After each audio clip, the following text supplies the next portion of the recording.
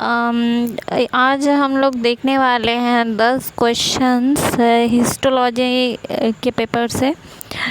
Objective questions है जो कि आपके कई सारे सीबीटी एग्ज़ाम्स में लैब टेक्नीशियन के एग्ज़ाम्स वगैरह में पूछे जा सकते हैं, या फिर सब्जेक्टिव पेपर पे भी आपको कुछ एमसीक्यू वगैरह मिल सकते हैं, तो ये आपके बहुत काम आएगा। ठीक है, तो स्टार्ट करते हैं। चलिए, पहला क्वेश्चन यहाँ पर दिया हुआ है, process of removing excess dye is called. Options है bluing, differentiation, dehydration and clearing. तो इसका आंसर बनेगा डिफरेंशिएशन, क्योंकि एक्सेस डाई, अगर एक्स्ट्रा डाई स्टेन हो जाता है तो उसको रिमूव करने के प्रोसेस को ही क्या कहते हैं? प्रोसेस को कहते हैं डिफरेंशिएशन। ठीक है, नेक्स्ट हमारा क्वेश्चन बनता है factor that affect rate of decalcification. ठीक है, डीकैल्सिफिकेशन हम लोग जानते हैं कि रिमूवल ऑफ कैल्शियम टिश्यू में से जो होता है उसको हम लोग डीकैल्सिफिकेशन कहते हैं, जो कि कई सारे प्रोसेस से हो सकता है, लाइक एसिड डीकैल्सिफिकेशन। ठीक है, तो उसमें कौन कौन सा फैक्टर ऐसा बनता है जो कि उसके रेट को या तो बढ़ा सकता है, डीकैल्सिफिकेशन के रेट को, या घटा सकता है? तो उसमें से हम लोग देखने जाएंगे। यहाँ पे पहला ऑप्शन है A temperature, B thickness of tissue, C agitation और डी है ऑल ऑफ द एबव। ठीक है, तो यहाँ पे टेम्परेचर से भी रेट ऑफ डीकैल्सिफिकेशन अफेक्ट होता है, थिकनेस ऑफ द टिश्यू से भी होता है और एजिटेशन से भी होता है। तो हमारा आंसर बनेगा ऑल ऑफ द एबव।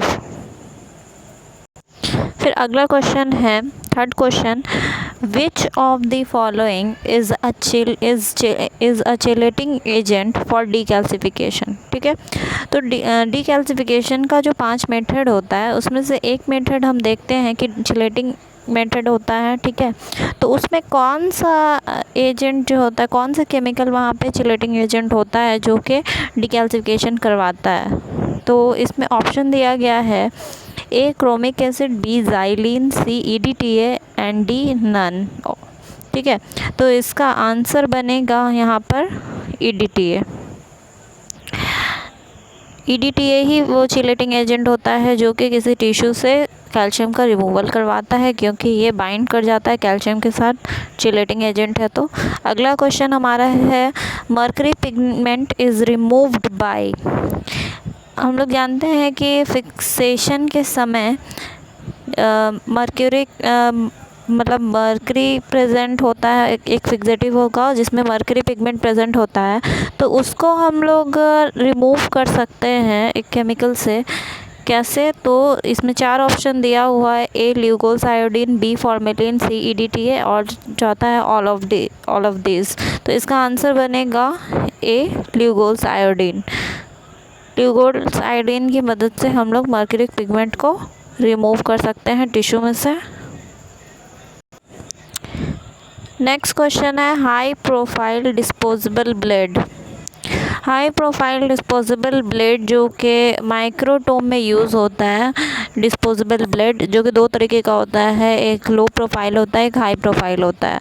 तो यहाँ पे क्वेश्चन में पूछा जा रहा है कि हाई प्रोफाइल डिस्पोजेबल ब्लेड जो है वो किस तरह के टिश्यू के लिए यूज़ होता है, सॉफ्ट टिश्यू, हार्ड टिश्यू, या फिर ऑप्शन है बोथ ए एंड बी, दोनों ही के लिए, या इनमें से कोई नहीं।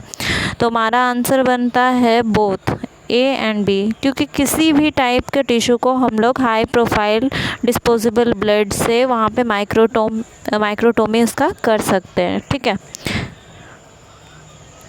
तो इसका आंसर बनेगा सी। फिर अगला नेक्स्ट क्वेश्चन है question number 6, which of the following microtome is used for electron microscopy. जब हम लोग माइक्रोस्कोपी करने जाएंगे तो जो मेरा स्पेसिमेन है उसको हम लोग कौन से माइक्रोटोम पे जो है उसका सेक्शंस क्रिएट करेंगे, क्वेश्चन यही पूछा जा रहा है। इसमें ऑप्शंस जो है freezing microtome, B sledge microtome, C rotary microtome, या डी अल्ट्रा माइक्रोटोम। तो इसका आंसर बनता है अल्ट्रा माइक्रोटोम। अल्ट्रा माइक्रोटोम ही वो माइक्रोटोम होता है जिसमें कि हमारा जो नाइफ़ होता है वहाँ पे या तो डायमंड का नाइफ़ होता है, डायमंड नाइफ़, या फिर ग्लास नाइफ़। ठीक है, जो कि हम लोग आगे चल के जिस स्पेसिमेन को इलेक्ट्रॉन माइक्रोस्कोप में देखने वाले हैं, क्योंकि अल्ट्रा माइक्रोटोम में हम लोग सेक्शंस जो है काफ़ी थिन लेते हैं। ठीक है, next question number 7, fixatives used for electron microscopy. तो कौन सा ऐसा फिक्सेटिव होता है जो कि हम लोग जो टिश्यू यूज़ करते हैं, जिसको हम लोग को फर्दर आगे चल के इलेक्ट्रॉन माइक्रोस्कोप में देखना है, तो हम लोग टिश्यू को शुरू में जो फिक्सेटिव यूज़ करेंगे फिक्सेशन के लिए, वो कौन सा फिक्सेटिव होगा।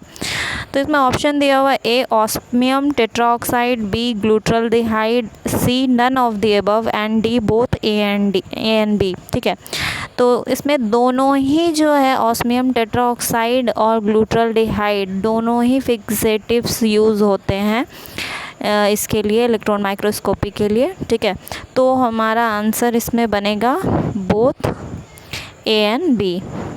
फिर नेक्स्ट क्वेश्चन हम देख रहे हैं 8, which is the commonly used fixative for tissue. Option है इसका buffered formalin, saline, glutaraldehyde and D is Bouin's fluid. तो इसका आंसर बनता है हमारा बफर्ड फॉर्मेलिन। ठीक है, जो सबसे ज़्यादा कॉमनली यूज़ होने वाला टिश्यू है किसी भी टिश्यू के लिए, जो कॉमनली यूज़ होने वाला फिक्सेटिव होता है जिसमें हम लोग फिक्सेशन करते हैं, वो कौन सा होता है, तो buffered formalin.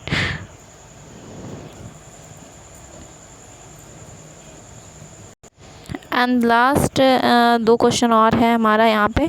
9th question is most commonly used fixation technique is A vapour fixation, B spray fixation, C immersion fixation या फिर डी परफ्यूज़न फिक्सेशन।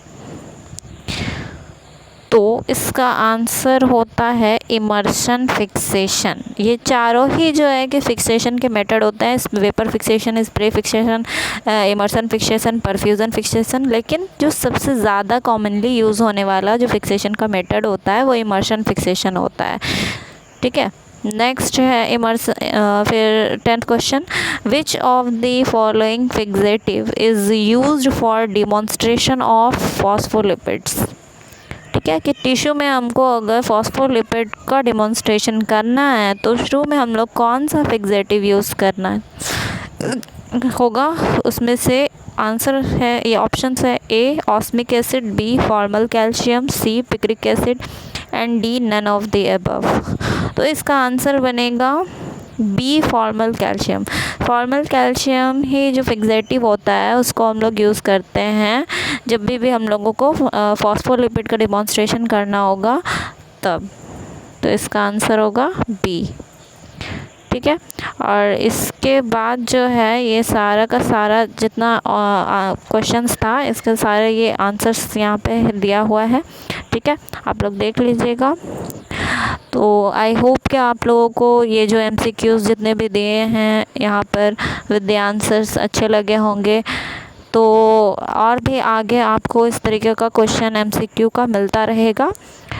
तो चैनल को सब्सक्राइब कर दीजिएगा, लाइक कर दीजिएगा। Thank you.